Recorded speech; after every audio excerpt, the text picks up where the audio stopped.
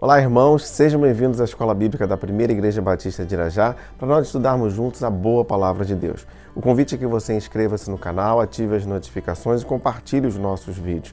Além disso, você também pode nos seguir nas redes sociais, EBD Igreja de Irajá e Missões Igreja de Irajá. Vamos à nossa lição, vamos orar? Muito obrigado, Pai, porque o Senhor nos conduz em todo o tempo. Pedimos agora que o Senhor nos leve ao entendimento da Tua palavra segundo a Tua vontade. Fala diretamente aos nossos corações. Consagramos esse tempo a Ti, assim oramos, em nome de Jesus. Amém.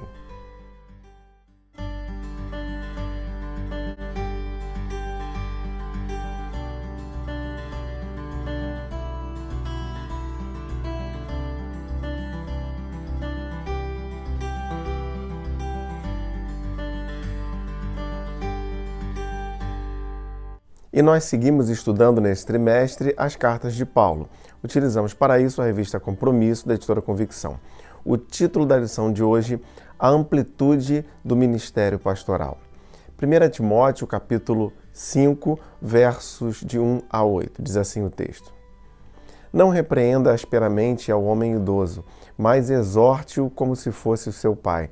Trate os jovens como irmãos, as mulheres idosas como mães, e as moças como irmãs, com toda a pureza. Trate adequadamente as viúvas que são realmente necessitadas. Mas se uma viúva tem filhos ou netos, que estes aprendam primeiramente a colocar a sua religião em prática, cuidando da sua própria família e retribuindo o bem recebido de seus pais e avós, pois isso agrada a Deus. A viúva realmente necessitada e desamparada põe sua esperança em Deus e persiste dia e noite em oração e súplica. Mas a que vive para os prazeres, ainda que esteja viva, está morta. Ordene estas coisas para que sejam irrepreensíveis. Se alguém não cuida de seus parentes, e especialmente dos da sua própria família, negou a fé e é pior que um descrente.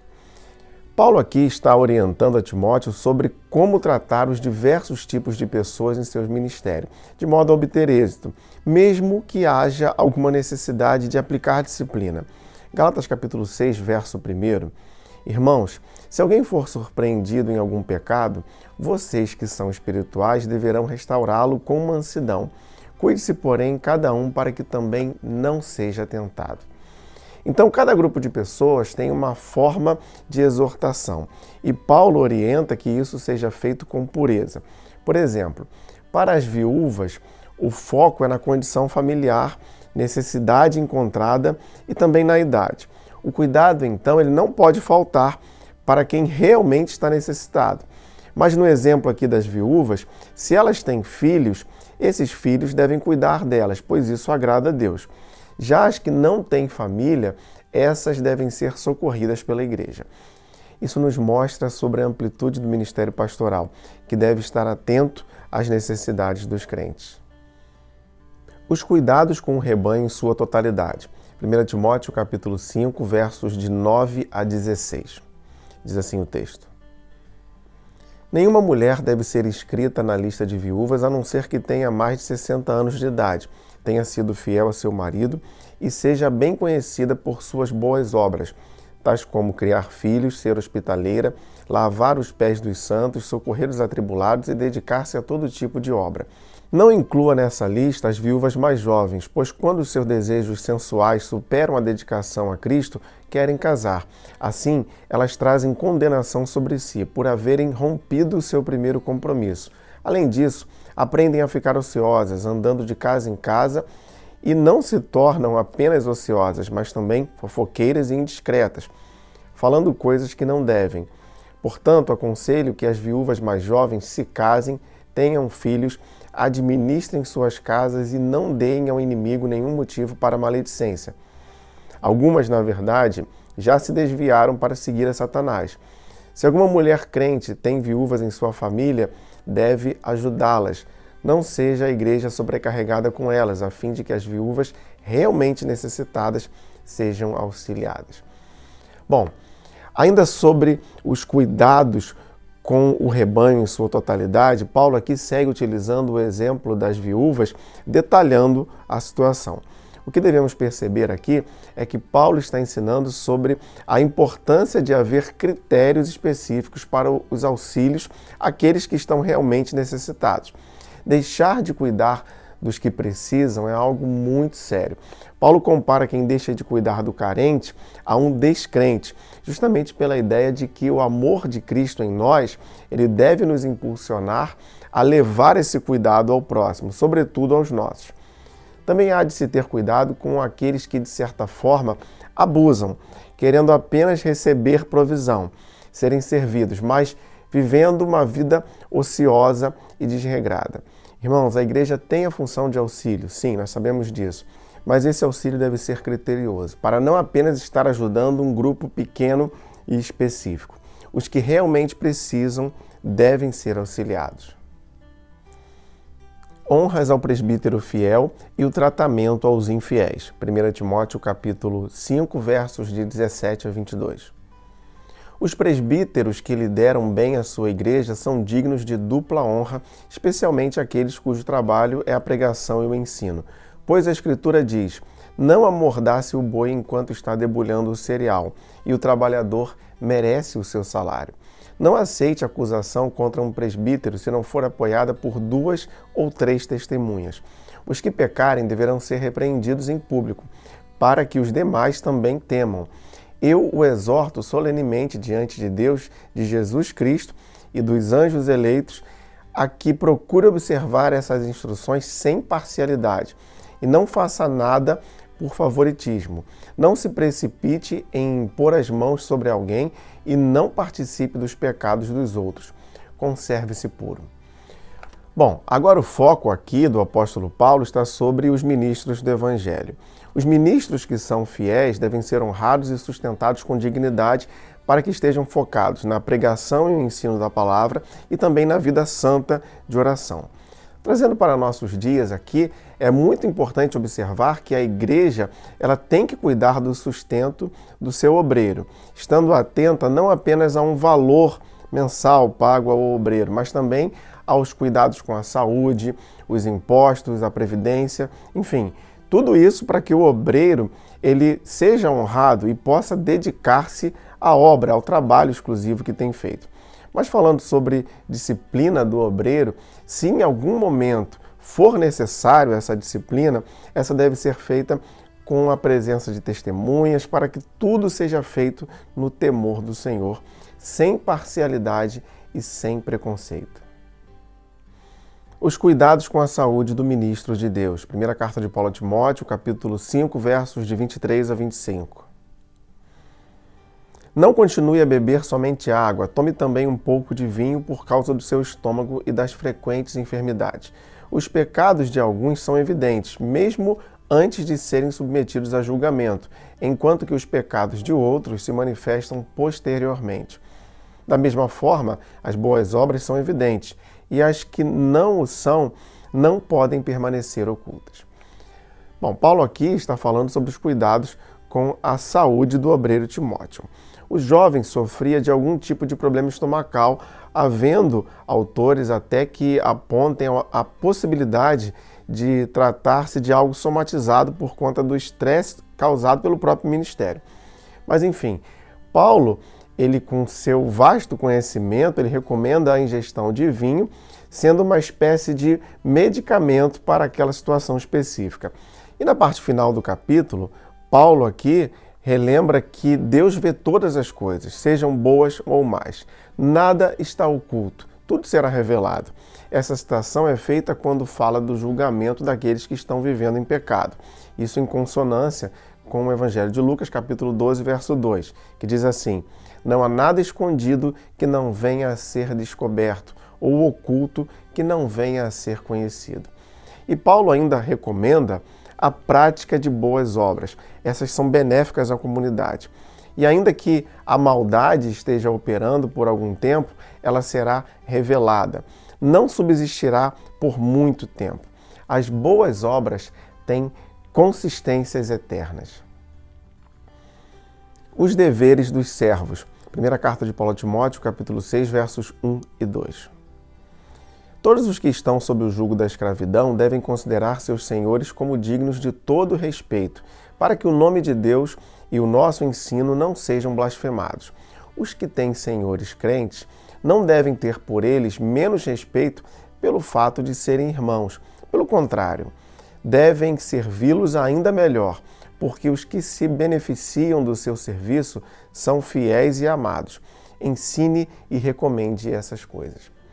Aqui nós vemos que Paulo ele fala dos deveres dos servos para com os seus senhores. Comparando senhores crentes e descrentes, a atitude dos servos deve sempre ser honrosa e devem considerar a sua liderança, pois essa é uma atitude aprovada por Deus. A atitude coerente dos servos, de acordo com os ensinos bíblicos, honrará o Senhor. Os que têm chefes que são servos de Deus devem honrá-los com o mesmo respeito, pois, além de chefes, eles são irmãos fiéis e amados.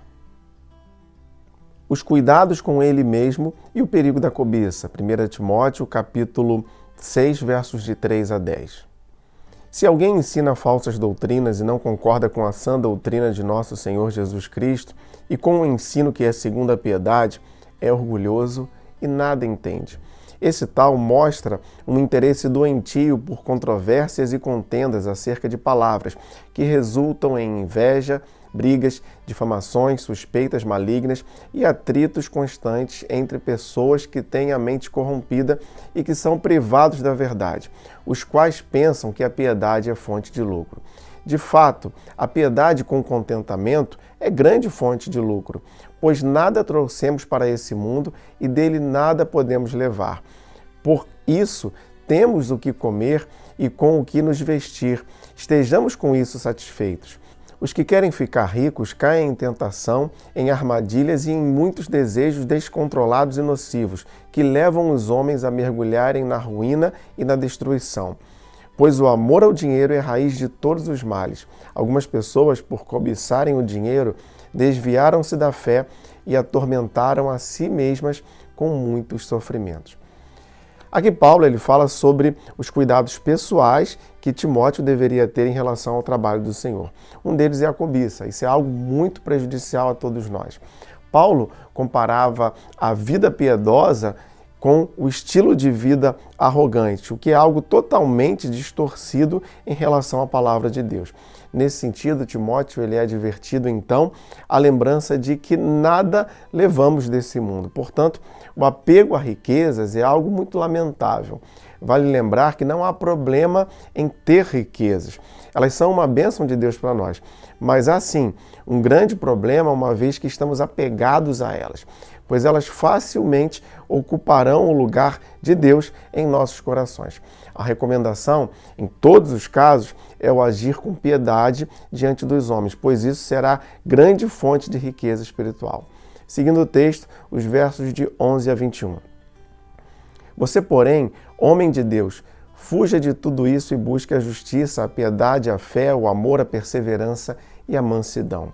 Combata o bom combate da fé, tome posse da vida eterna, para a qual você foi chamado e fez boa confissão na presença de muitas testemunhas. Diante de Deus, que é tudo da vida, e de Cristo Jesus, que diante de Pôncio Pilatos fez a boa confissão, eu lhe recomendo. Guarde este mandamento imaculado, irrepreensível, até a manifestação de nosso Senhor Jesus Cristo, a qual Deus se fará cumprir no seu devido tempo.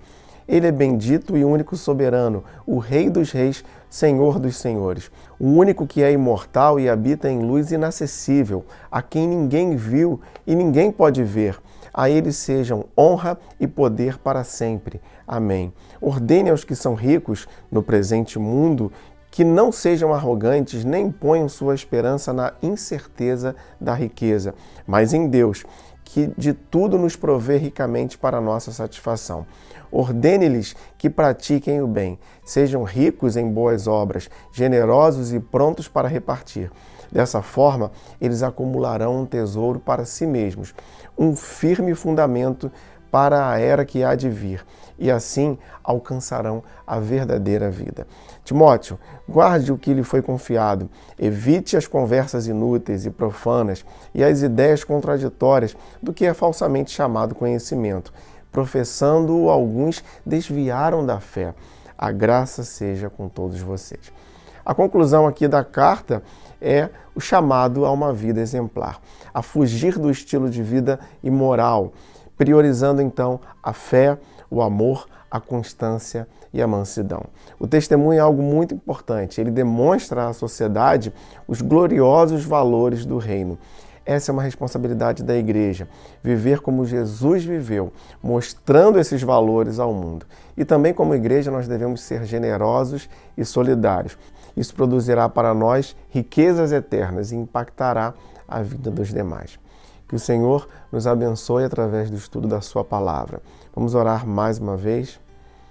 Muito obrigado, ó Pai, pela sua palavra aos nossos corações. Nesse momento nós pedimos que o Senhor nos conduza no caminho da humildade, no caminho da tua graça, que a nossa vida não seja apegada ao que é material, mas que nós possamos todos os dias externar os valores do teu reino, àqueles que não te conhecem, ó Pai. Pai, muito obrigado porque o Senhor nos permite viver o teu reino, demonstrar isso aos outros. Muito obrigado. Nós te damos graças pelas nossas famílias e pedimos sobre elas a tua bênção. Assim nós oramos, em nome de Jesus. Amém.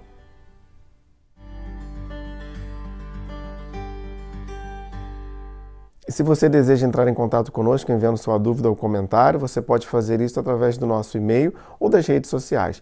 Não se esqueça de inscrever-se no canal, ativar as notificações e compartilhar os nossos vídeos. Muito obrigado por você que nos acompanha na Escola Bíblica da Primeira Igreja Batista de Irajá. Lembre-se, leia, estude, entenda a Bíblia.